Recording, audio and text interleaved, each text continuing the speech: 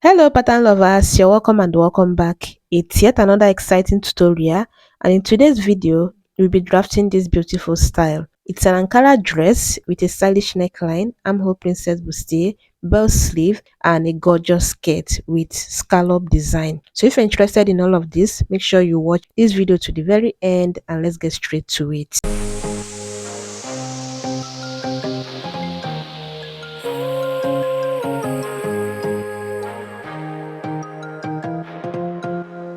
Here is the space for front and here for the back. My pattern paper is supposed to be on fold, but because I'm a lazy girl, I'm going to draft first, then transfer to a folded paper.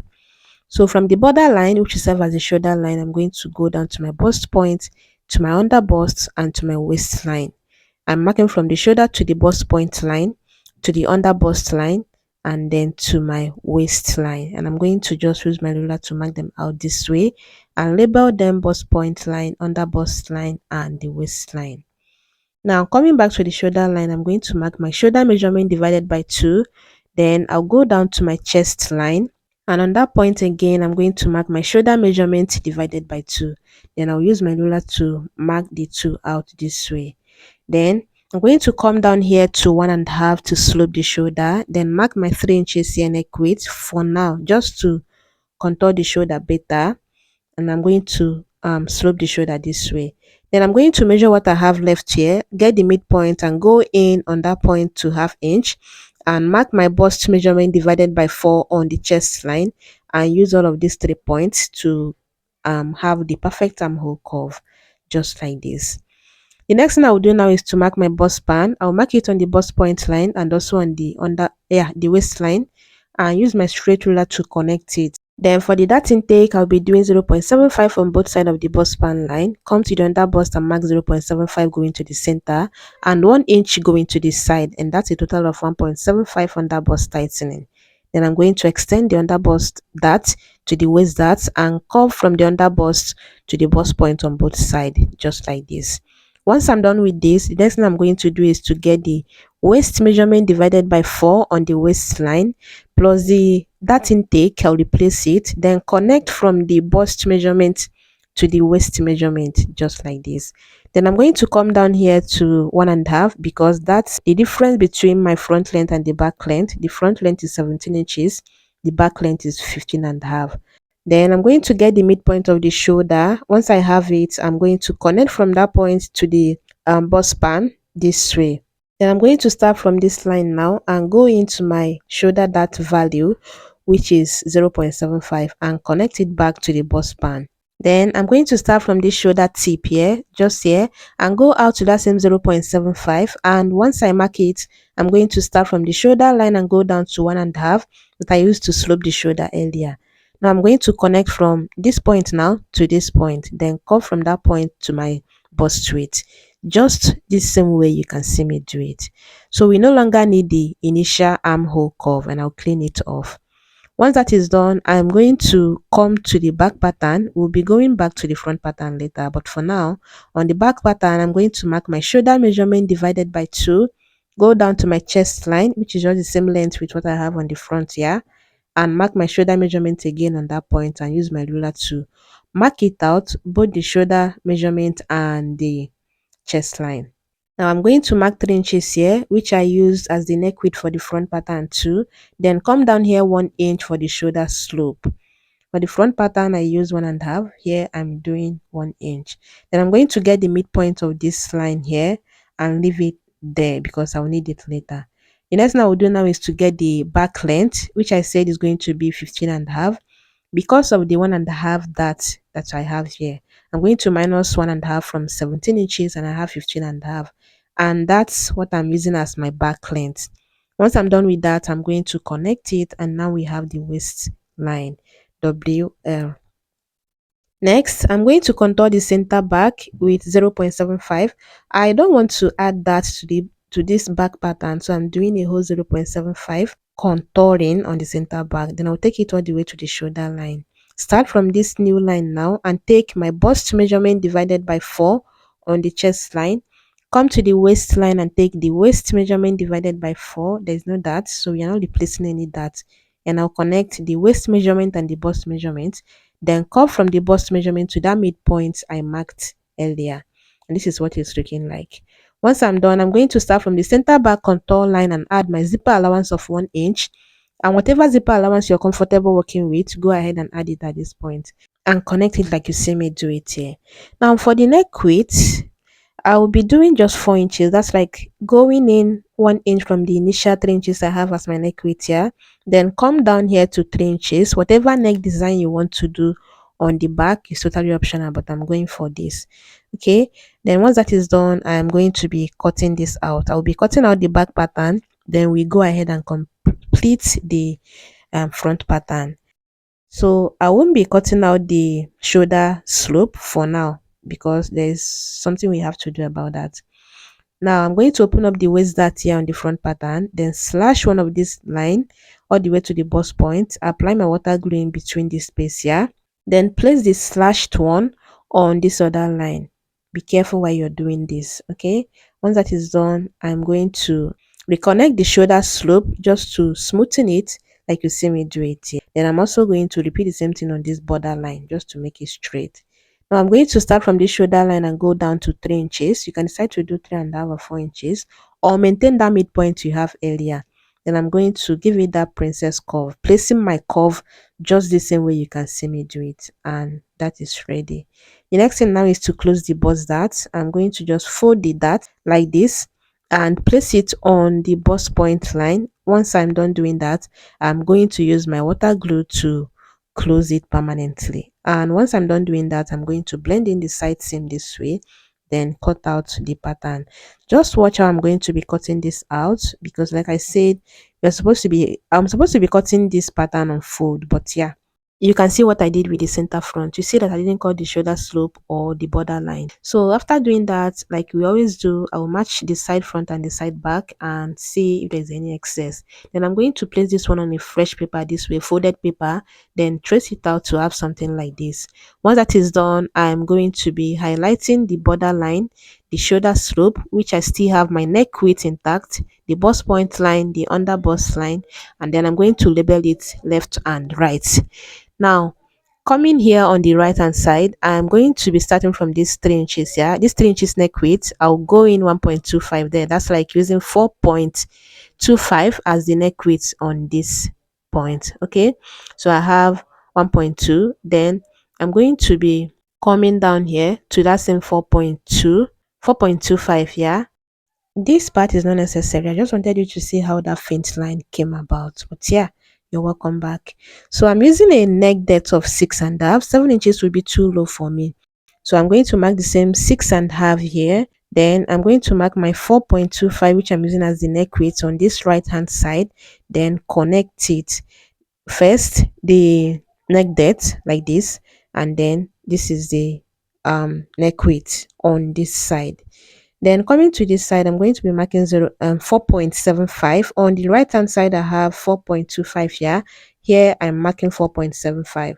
Then I'm going to connect it to the same 4.75 I have on the shoulder line. And this is what it's looking like afterwards. Now, coming here on this crease line, which indicates the midpoint here, I'll be coming in on the left hand side to 2 inches, then go up on that point 2.5. The height is 2.5, then the width is 2 inches. Then I'm going to place my curve like this and give this part like a round neckline shape or a scoop neckline. Then I'll try to freehand this part, but I'll be using my curve to blend in this part to give me that perfect neckline shape that I need on that point. Then I'm going to also blend this part, and once I'm done, I'm going to use this part of this curve to blend this other part. Just basically blend. Once you have the measurements right, you're just simply going to just like blend it in until you have the perfect neckline curve that you wish to have. But at the end of the day, the neck width is now 9 inches and it's not going to gape. We already tightened the shoulder part here with that, and the way we slope the shoulder, the neckline is not going to gape, and 9 inches is not even too wide on the neckline. But then I needed to alter this part, so I'm taking out about ½ inch on this neck width here. Remember, we didn't cut out the shoulder slope for the back because I'm supposed to be having two of these two, just so the shoulder lines for both front and back will align. But yeah, if you want to, you can go ahead and like cut two of that so that you make sure that they align. But measuring what I have here, it's more than what I have on this side, this shoulder slope, and also what I have on this part. So yeah, that means you're safe. You can decide to just use this one paper to cut it on your fabric, and after cutting it, you now use the front to make it uniform, like the both shoulder area or both shoulder lines. Do you understand that? Or better still, just go ahead and cut two of your paper, then just do everything on your paper before transferring to your fabric. But yeah, after cutting it out, I'm going to keep it aside and work on the skirt. We'll be starting with the front skirt, and on the waistline, I'm going to mark my waist measurement divided by 4. There's no dart intake. On the hip line, the hip measurement divided by 4. Then on the knee line, the I'm going to place the same measurements I have on the hip, then go in 1.5. Do you understand that? That's like minusing 1.5 from what I have on the hip line. And I'm going to take whatever it is I have on the knee all the way to the skirt length, just like this. I'm using my real skirt length because, yeah, I might be using this pattern later. So after that, I'm going to connect it, and now we have the side seam looking like this. Then I'm going to cut it out because that's pretty much about it for this. There's no that, there's nothing. Just go ahead and get your waist measurements, hip and knee measurements. I'll keep that aside, then we'll work on the back pattern. For the back pattern, here will be the center back. Then I have the waistline, the hip line, the knee line, and then the skirt length. Now from the center back on the waistline, I will be coming into 0.75, the same 0.75 I used to contour the center back for the top part here. Then here on the knee, I'll be coming in 1 inch to contour the knee. Then I'm going to take it from the 1 inch I have on the knee to the hip line this way. Then from the hip line to the 0.75 I have on the waistline. Then I'm going to extend this 1 inch I have on the knee all the way to the skirt length. I already said I'm using my actual skirt length, okay? From this contour line, I'm going to take the waist measurement divided by 4 on the waistline. On the hip line, the hip measurement divided by 4. Then on the knee line, the same knee measurements I have on the front pattern. I'm going to use it here too. Then after that, I'm going to be connecting the measurements just as you can see me do it here. Once that is done, I'm going to clean the initial center back line and add my zipper allowance of 1 inch on the waistline, 1 inch on the hip line, 1 inch, and then on the knee line, ½ inch. That's how I add my zipper allowance on skirts. Then I'm going to connect them from the ½ inch I have on the knee to the 1 inch I have on the hip, and from the 1 inch I have on the hip to the 1 inch I have on the waist. Then I'm going to come up here to 4 inches, and that will be my slit length. But if you're going for the regular slit, just go ahead and take your ½ inch on the knee all the way down. But yeah, 4 inches upwards. Then I'm going to just, if you can try to leave it like this, but you already know that I like to blend in case you don't know, I like to just like blend it in. But I'm supposed to be doing this going to the zipper allowance. Yeah, while cutting this on the fabric, I'm going to make that slit allowance bigger than this. Then I had to correct my mistake. I blended that part into the zipper allowance, and I'm cutting out the rest of the skirt pattern out. And after cutting it out, this is what it's looking like. You're going to cut two of these. But let's go back to the front skirt pattern. So for this front skirt, you're going to be using this to cut on your Ankara and your chantilly. But then for the scallop design, I'm going to just place it like this on a fresh folded paper and cut it. Just trace it out, but it's going to be folded to have something like this. Once you're done, once you open it up, you're going to have something like this, and you need the crease line and also the hip line. You need those two. Then you can go ahead and label this left and right, but this part I'm working on now is the left hand side. I'll be coming in 2 inches, 2.5 and 3 inches to see what that would give me. Then from the skirt length, I will come up 10 inches. I'll mark it here too, but I only need it on the left hand side of, yeah, the right hand side of this paper. That's like this part to the midpoint. So I'm just going to highlight it like this. Then I'm going to measure from this hip line to these 10 inches I have here. Do you understand? I'll measure like this, and whatever it is I have there, I'm going to share it into 3 equal halves, and it's about 9.25 each. So after that, I'm going to also mark my 9.25 here. From that point, I also mark my 9.25, and then I'm going to highlight it like this. Once I'm done with that, I'm going to get the midpoint of this 9.25. I'll mark it, come to this other space and get the midpoint, come to the last one and get the midpoint. Then I'm going to get them on the crease line, that's like the center, and highlight them like this. Then I'll come to this first one and go into 3 inches. Then come to this other one and go into 4.5. I had to extend this line. So I have 4.5 here. Then to this other one, I'll be marking 2.5. Then I'll come to this other one and mark 4 inches. Then to this one, 2 inches. And to this one, 3.5. So yeah, they are not the same length. If you look at the picture, you see that some went in, some went out, and they are not the same height. Let's just call it height. Then coming here, whatever it is I have here, I'm going to mark it on this hem, like from the midpoint of the skirt coming in like this. Then I'm going to give it this slight curve. But then after doing that, I wasn't feeling it, like using the same thing I have on this 10 inches here. So I had to like connect it like this. Then I'm going to just start my curve. From this 10 inches, you go out to the side seam, then you come in to the center just like that. You're going like that. Once you have the measurements and once you start it right, it will be easier for you to just connect it. You go in, then you come out to the next measurement, and then you connect it to either 2 inches or 2.5 or 3 inches you have on this side here. And make sure you smoothen your curve, and that's the essence of you doing this on your paper so that you have it accurate. You can even do this on your fabric if you want to. But yeah, this is what it's looking like after doing it, and I wasn't feeling this part, so I had to clean it off and use my curve now to blend it in and give it the kind of curve I think we have on the reference style. It's really hard copying someone, but when you're doing it, just do it right. So I think it's better now and it looks like what we are trying to copy. Then I'll go ahead and cut out the pattern. You'll be cutting 2 of this on your Ankara, yeah, and they're going to like overlap on the waist area. Then the scallop design will be on the center.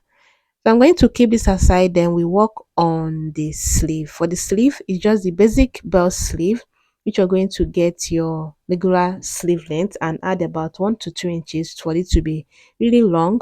And then I'm marking out my sleeve width here. Then on that point, I'll go down to about 3 inches and give it this cap curve, this sleeve cap curve. Then I'm going to mark the sleeve width again and add 3 inches to it. If you want it wider, go ahead and add more, but 3 inches is like the basic. Then I'm going to connect it from this sleeve width to this extension we have on the down part, and then I'm going to come up here to 1.5 to give it that round edge so that it won't just be poking out there. Then I'm going to blend it in from this sleeve width here, just to like you can decide to measure your elbow length and just slightly blend it in on that point so that it won't just start flaring from the armpit, except that is what you want. But this sleeve looks nice if it's contoured a bit around the elbow part. Do you understand? So after cutting it out, this is what it's looking like, and you're going to be cutting this on fold. This is a single piece of paper. You're going to cut it on fold, and you're cutting 2 of these for your 2 hands. Do you understand? Then we have the back pattern, which you're going to cut 2 of that. Remember what we talked about the shoulder, so that they will align with what we have on the front. Yeah. Then you're going to place this like this on your fabric and cut it out if you want to, or better still, you fold it like this and cut it out so that you have a uniform sewing allowance here or joining allowance all around. Then you give it like a round neckline shape in a way that it will not affect this neckline we have here. Once you're sure that you have your uniform joining allowance, you now go ahead and open it up to trace out the neckline. Make sure you also add your stitching allowance all around the neckline part. Then we have the side front, which you're cutting 2 of that, the back skirt piece, which you're cutting 2 of that, and then remember the side seam allowance to add that.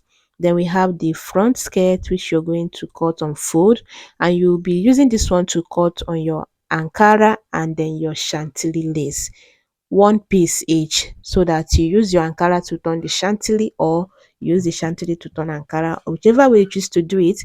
Or if you just want to lay the chantilly on top of the Ankara, then use your lining to turn the Ankara, is fine. Then we have the overlay skirt with the scallop design, which you're going to cut 2 of it, and it's going to like overlap on the waistline like I already mentioned. Then the center is going to open up to expose the chantilly and the Ankara underneath. But yeah, that's all the pieces you need for this particular design. I hope you found this tutorial very helpful. If you did, let me know in the comments. and I'll be seeing you on my next one. Bye bye.